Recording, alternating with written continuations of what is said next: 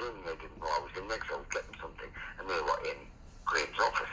And I went into the office next to Graham to get something. I heard that's what Graham said. I'll take over and he made this to me. A word to that effect in some club. And I don't know where these clubs are because I've never been. So I cannot. No. It's highly unlikely the court would even accept that. Because, or anybody would accept that, because I could be making it up. So this is Newcastle Ronnie. In hindsight, obviously he's trying to handle my reaction. He's part of the APS company.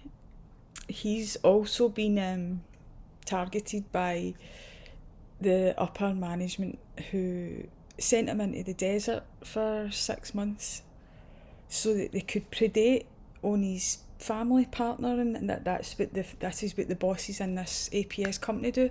Very much similar to the company Anadarko, who you'll all know through Chris Watts, who was behaving in much the same manner.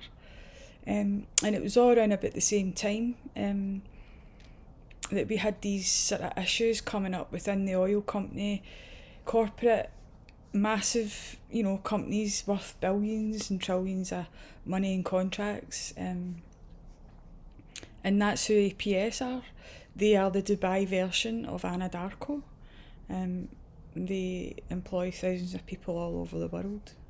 They were having, their contracts were that contract there we were speaking about in Malaysia was with Petronas Carigali, and it was worth £150 million initially for subsea technology that was then patented and went worldwide, and they split that off and called it another company, IFL International, Infield Liner and Channel Line International.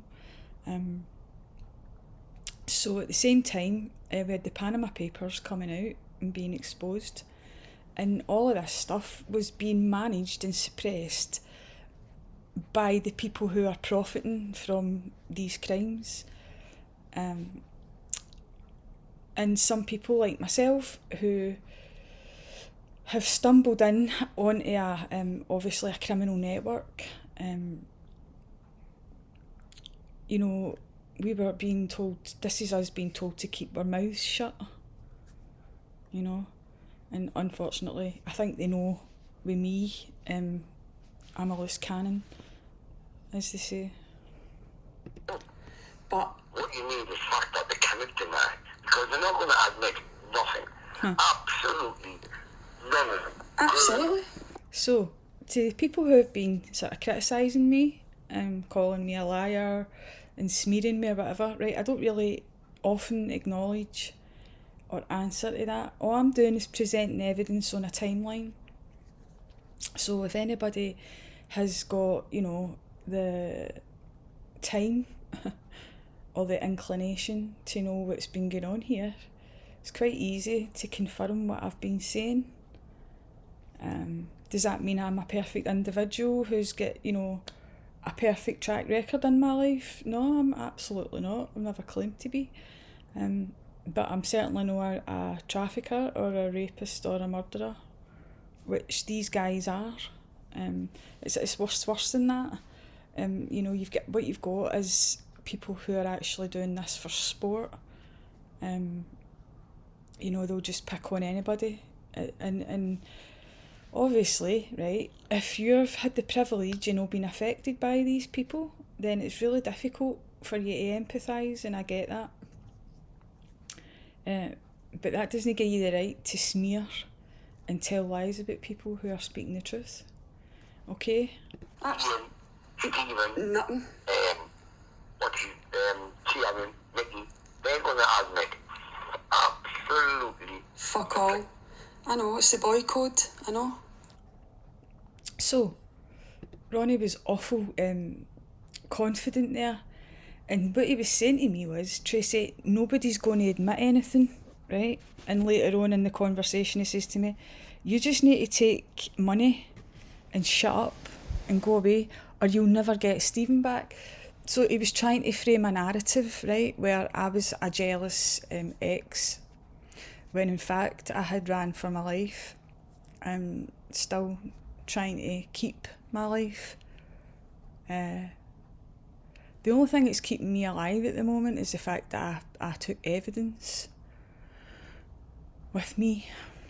There are corrupt police officers involved in this. There are corrupt council, local authority workers involved in this, carers. There are people who are living in Spain. It's an international trafficking network. They have blackmailed my partner of 20 years and got him in a compromising situation one night, no doubt.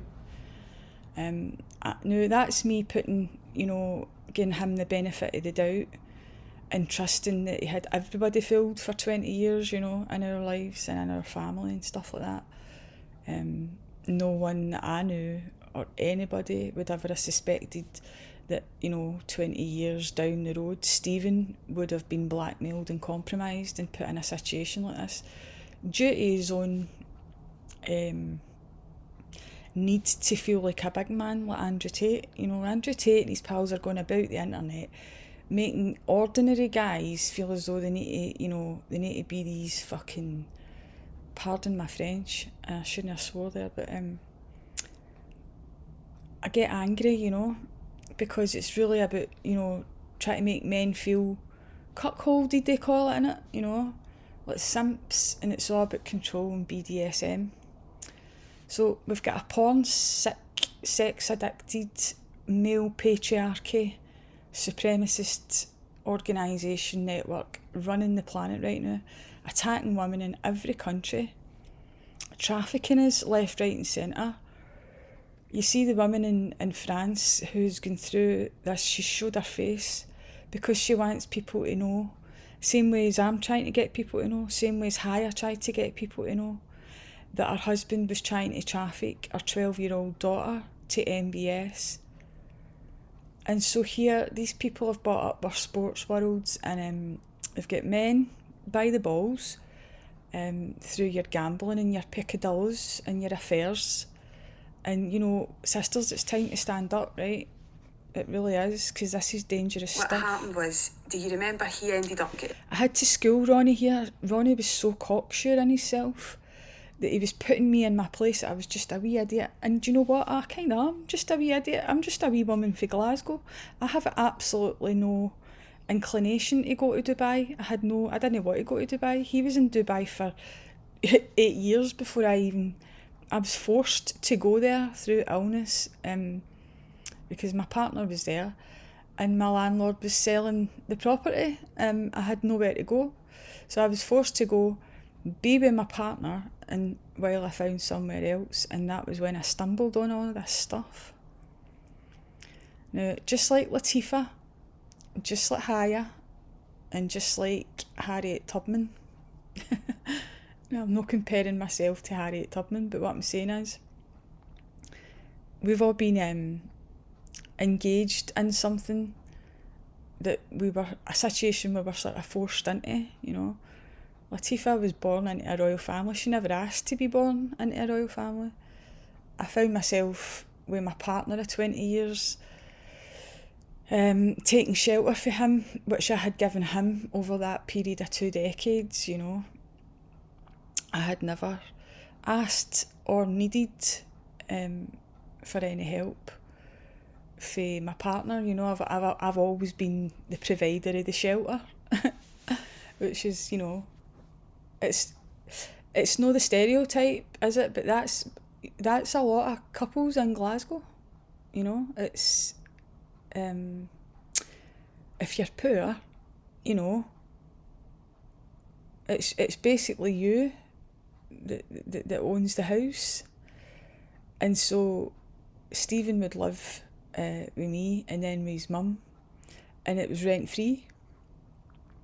So you could look back and say, you supported somebody through their poverty years for 20 years. They went to Dubai, got rich, and then turned into somebody that you wouldn't recognise, and who's trying now, right, to make it look as though he's not the bad guy here. Because obviously it's just all these crazy women, like the Sheik said about Haya. and every other fucking JR oil man has done to Sue Ellen. You know, but, you know, there wasn't any quivering lips here, was there, Ronnie?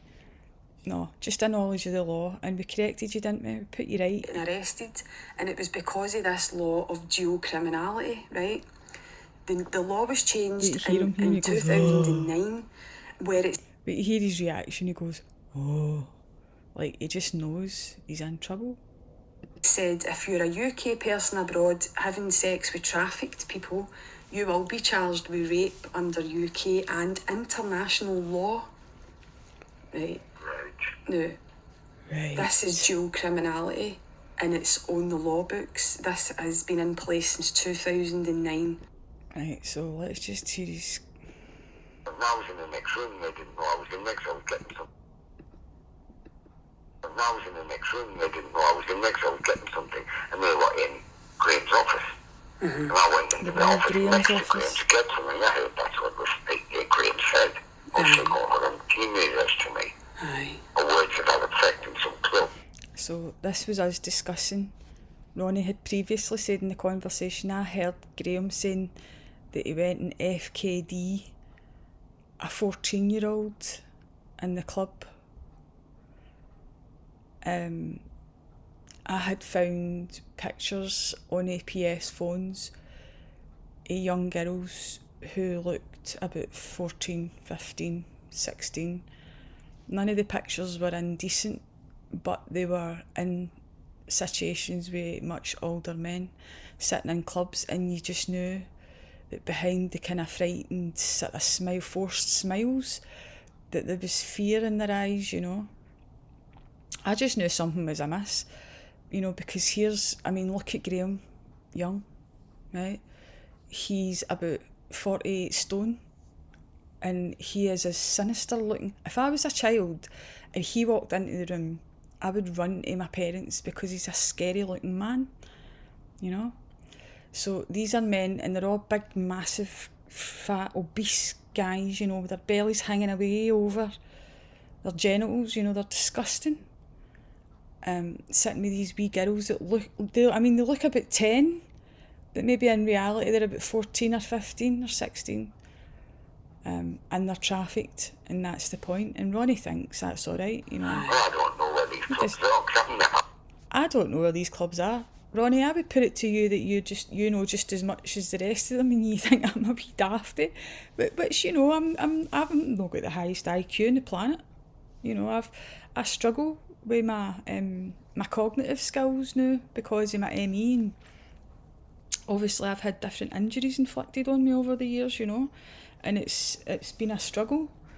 I'm quite an intelligent lassie, I've got quite a sharp brain, but when ME comes, you know, everything just sort of slows down. So, you know, you're kind of fighting traffickers with one hand behind your back. Am I a hero? No, I've fucked up many times. But you know what? None of these people are going to use my righteous anger or even anything that I've done wrong in my life. Bring it on. Bring it on. Well, you know, you try to sin level here, guys, trafficking, right? You know, there's nothing that I've done in my life that comes anywhere near what you guys are doing and covering up. And what I've done is the right thing. And what I'm suffering from right now is a transference and a shift of blame for a bunch of paedophiles, you know, who's he's are pals with P. Diddy. You know, he's are pals with that whole celebrity network, you know. APS regularly, you know, they're the kind of blowhards that boast about their connections and drop names. So if their pal was working on the set of Hannibal, they would make sure that you would know about that. So I knew that they were, you know, the whole company. And then when you're in Dubai, you see celebrities coming and filming, they're everywhere, you know. So I knew that there was stuff going on. Epstein's Islands were being talked